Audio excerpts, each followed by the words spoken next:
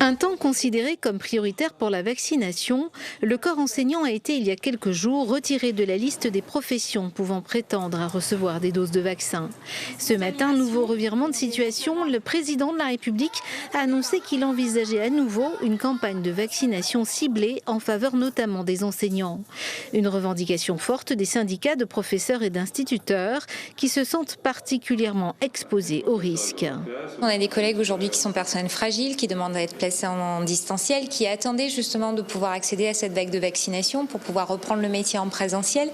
Et revirement de situation, on nous annonce aujourd'hui que nous ne sommes plus personnel prioritaire. Donc ce sont des collègues qui vont devoir encore patienter en distanciel avec toute la technicité, alors que tout le monde demande en fait à retrouver le chemin de l'école et de l'enseignement et des élèves et de pouvoir enseigner dans les meilleures conditions. Demain, le SNALC, l'UNSA et la CFDT comptent à nouveau alerter le rectorat sur ce point lors du comité technique académique, et ce même si localement le nombre de cas Covid-19 dans les écoles est peu élevé.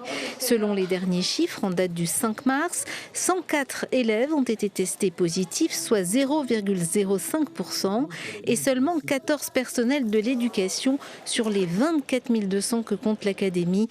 142 classes ont tout de même dû fermer. Une autre profession fait le forcing pour être classée dans la liste des métiers prioritaires pour la vaccination. Il s'agit de la police. La semaine dernière, les syndicats ont interpellé leur hiérarchie après un cluster dans les commissariats du Chaudron et de Malartic avec 9 cas de Covid et 35 fonctionnaires en quarantaine. On est protégé comme tout citoyen, c'est-à-dire on applique les gestes barrières, on a le port du masque, la distanciation, le lavage des mains.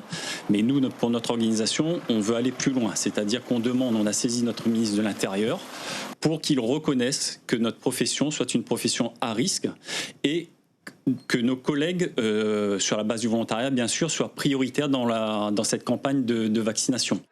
On saura d'ici quelques semaines si ces professions pourront accéder à la vaccination. En attendant, le gouvernement s'en tient à son calendrier vaccinal en l'absence de certitude quant à la quantité de doses de vaccins disponibles.